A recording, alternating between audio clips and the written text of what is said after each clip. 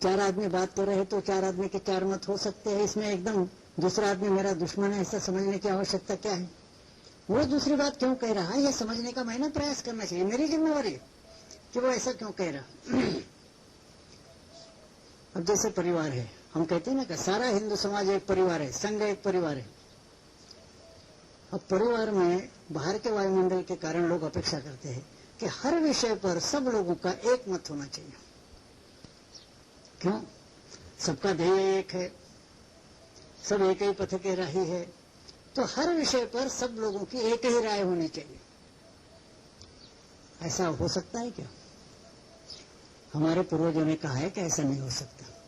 ध्येय एक है, परिवार ही है, सब एक ही बात चाहते हैं, लेकिन एक ही बात चाहते हुए भी हर एक का एम्फेसिस माने आग्रह, प्राथमिकता अलग अलग हो सकती है।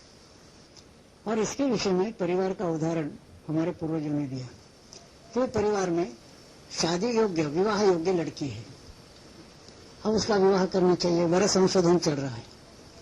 अब सभी की इच्छा है कि लड़की का विवाह ठीक जगह होना चाहिए और लड़की का वैवाहिक जीवन सुखी होना चाहिए, और जो विवाह समारोह होगा वो जरा अच्छा होना चाहिए, लोगों ने कहना चाहिए, लोगों के स्मरण में रहे ऐसा विवाह समारोह होना चाहिए। सभी के मन में ध्येय सबका एक है कि लड़की का विवाह अच्छी जगह हो, उसका वैवाहिक जीवन अच्छा हो, विवाह समारोह अच्छा हो, सभी का ध्येय। लेकिन हर चीज पर सबकी राय एक रहती है क्या? तो उन्होंने कहा कि नहीं, हर एक की प्राथमिकता, हर एक का पहला आग्रह, फर्स्ट एम्फेसिस अलग रहता है। कैसे?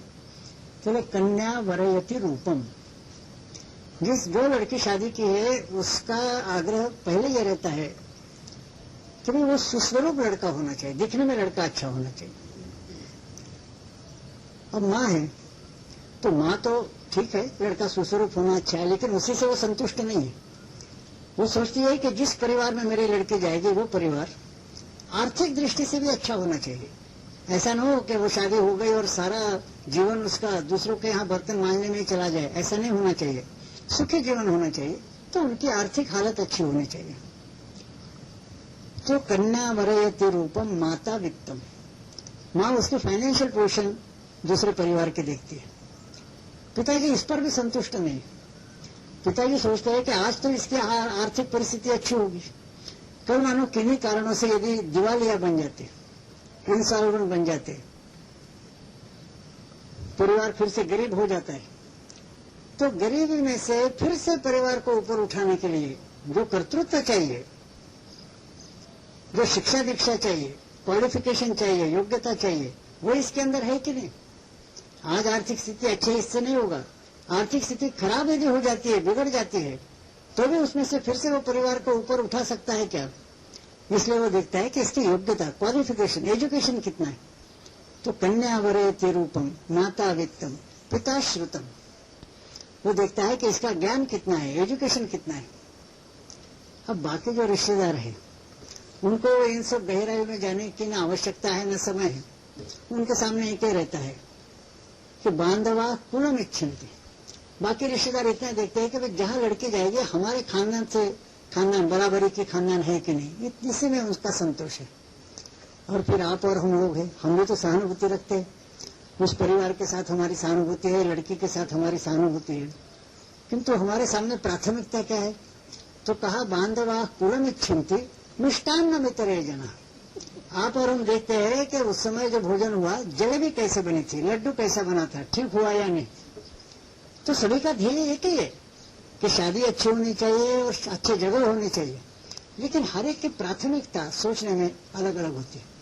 तो एकदम उसके आधार पर कहना कि साहब बड़े मतभेद हो गए हैं, झड़ेबाजी परिवार में शुरू, ऐसा नहीं है। थोड़ा थोड़ा मतभेद होता है। अब आदर्श परिवार पांडवों का था, क्या मतभेद नहीं होते थे? सबसे बड़ा प्रसंग तो आप जानते हैं कि द्रौपदी वस्त्रहरण के समय भीम दादा गर्म हो गए। युधिष्ठिर को कहा कि मैं देखता हूँ इसकी पिटाई करता हूँ। युधिष्ठिर ने कहा कि नहीं, जरा शांत रहो, शांत रहो। ये युधिष्ठिर का कहना हजम करना इतना कठिन था। भीम दादा ने सहदेव को कहा कि सहदेव जरा अग्नि ले आओ, मैं मेरे ज्येष्ठ भ्राता के हाथ जलाना चाहता हूँ। अब इससे ज्यादा क्या झगड़े की बात हो सकती है?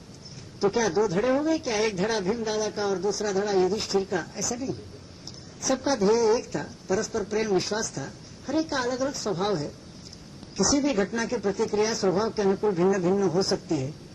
वो प्रतिक्रिया हो गई, वो मौका निकल गया, परिवार जैसा पहले था वैसा ही है, और सब मिलकर ही महाभारत का युद्ध वो लड़े।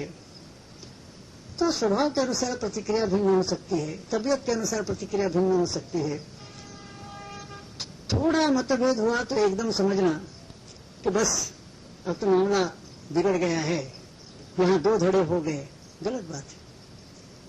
मतभेद कहाँ नहीं होते। मतभेद तो खुद के साथ भी होता है। आप जरा विचार कीजिए, मेरा दूसरों के साथ मतभेद होना अलग बात है, खुद के साथ भी मतभेद होता है। मुझे स्मरण होता है कि हमारे एक राजनेता परम मित्र, उनको डायबिटीज था, पर इसका पालन नहीं करते थे, इसके कारण मोटा बढ़ता जा रहा।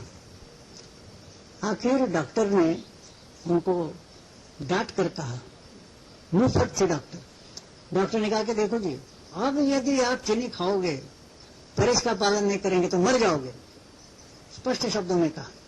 तो पहली बार थोड़ा सा असर हमारे मित्र पर हुआ। उसके बाद वो दौरे पर जा रहे थे।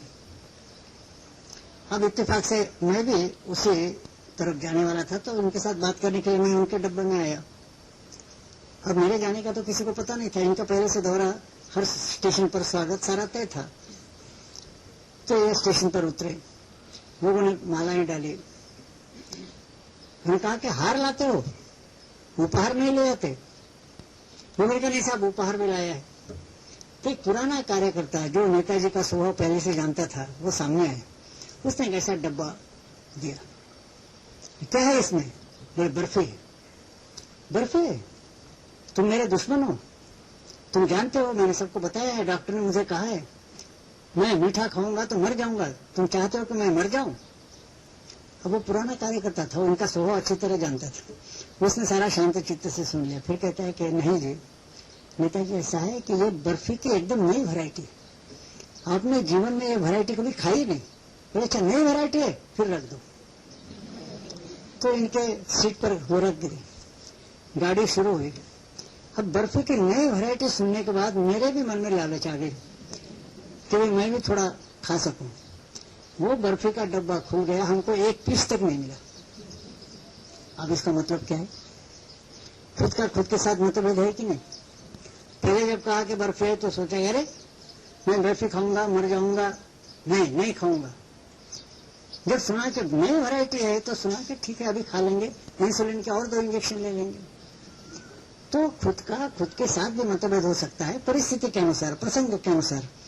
तो एकदम सोच लेना कि नहीं मेरी बात नहीं मानता तो वो उद्धट हो गया है, एकदम अनुशासन का उसने भंग किया है, ऐसा समझना ये ठीक नहीं।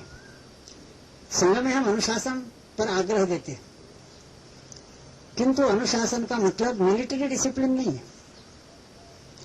परम पूज्य गुरुजी कहते थे कि डिसिप्लिन यह शब्द मिलिट्री शास्त्र में से नहीं आया, डिसाइपल से डिसिप्लिन शब्द है। डिसाइपल यानी शिष्य, तो डिसिप्लिन यानी शिष्यत्व। जैसे अर्जुन ने जब उसके सामने सवाल आया कि लड़ना या नहीं लड़ना, तो कहा कि ये श्रेयस्याम निश्चितम ब्रूहि तन्मे शिष्यस्ते। लड़ना या नहीं लड़ना मुझे डेफिनेट डायरेक्ट निश्चित बताइए, मैं आपका शिष्य हूँ। ये जो शिष्यत्व है वह डिसिप्लिन है। तो आदर्श अनुशासन का मतलब होता है कि दूसरे के समझदारी का स्तर बढ़ाना।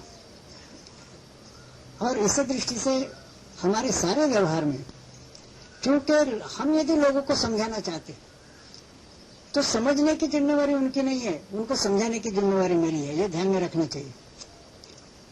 उन्हें समझना चाहिए, लेकिन समझना ही चाहिए, उनकी जिम्मेवारी नहीं। मैं कार्यकर्ता संघ का हूं, मेरी जिम्मेवारी है कि उसको समझाना चाहिए। और यदि मेरी जिम्मेवारी है तो वो जितना सोचता है उससे ज्यादा सोचना, ये मेरा काम हो जाता है। मुझे स्मरण है कि आपने 13-14 साल पहले का उदाहरण अखबार में पढ़ा होगा। नागपुर में एक MSUI का अधिवेशन हुआ, कांग्रेस की विद्यार्थी संस्था है, और उन दिनों में सब अखबार में आया था कि सारे देश में से बहुत प्रतिनिधि उसमें आ गए, विद्यार्थी। और आते समय रेलवे स्टेशन पर, हर स्टेशन पर उतरते थे। वो जो प्लेटफॉर्म पर खोंचे वाले वगैरह बेचने वाले, उनके खोंचे उठा लेते थे, उनकी पिटाई करके भेज देते थे, किसी को पैसा नहीं देते थे।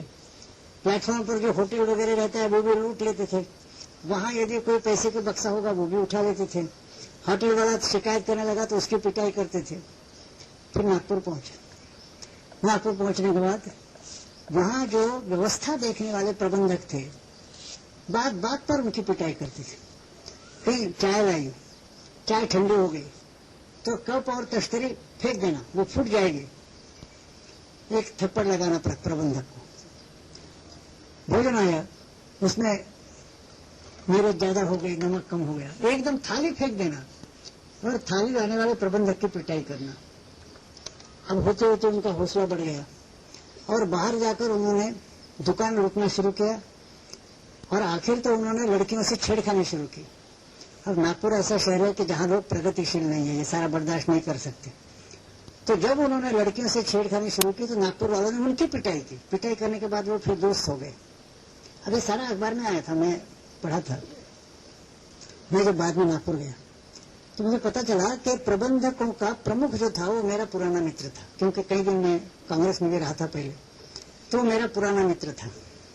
मैं उसके पास गया, मैंने कहा भाई क्या क्या हुआ ये तो मैंने अखबार में पढ़ा है, वो बताने की आवश्यकता नहीं, संक्षेप में मुझे एक बताओ कैसे क्यों हुआ। अरे आने वाले भी तो NSUI के थे, एक ही संस्था के थे, प्रबंधक भी उसी संस्था के थे, फिर आपस में ऐसा झगड़े क्यों हुए। तो उसने ऐसा कहा कि मैं आपको थोड़े में बताता हूं। उनका ऐसा था कि जो बाहर से डेलीगेट्स आए थे उनमें से हर एक समझता था कि वो लड़के का बाप है और हम जो प्रबंधक है हम लड़की के बाप है। तो आने वाले समझते थे कि वो लड़के के बाप है, वो समझते थे कि हम प्रबंधक लड़की के बाप है, इसलिए सारा मामला गड़बड़ हो गया। हमने कहा भाई हम सुखी है कि हमारे भारतीय मजदूर संघ में सारे लड़की के ही बाप है, कोई लड़के का बाप नहीं है, इसलिए हमारे बड़े बड़े अधिवेशन होते हैं उसमें कोई झगड़ा नहीं होता। तो अपनी मनस्थिति क्या है, तो हमें समझना चाहिए कि दूसरों को यदि समझाना है तो हम लड़की के बाप है, जिसको समझाना चाहते हैं वो लड़के का बाप है, यह समझकर यदि हम बात करेंगे तो फिर धीरज के साथ बात हो सकती है। तो ऐसे व्यवहार की छोटी छोटी बातें यदि हम ध्यान में रखते तो ठीक है कि बड़े बड़े सिद्धांत है, राष्ट्रीयत्व क्या है, सांप्रदायिकता क्या है, स्वदेशी क्या है, बहुराष्ट्रीय कंपनी क्या है, ये सारे बड़े बड़े बातें हम समझेंगे। लेकिन मामूली व्यवहार में ये छोटी बातें रखकर यदि हमारा व्यवहार रहा और हमने अपनी ही समझदारी का स्तर बढ़ाया तो ज्यादा प्रयास न करते हुए भी गलतफहमियां कम हो सकती है, संघ कार्य बढ़ सकता है।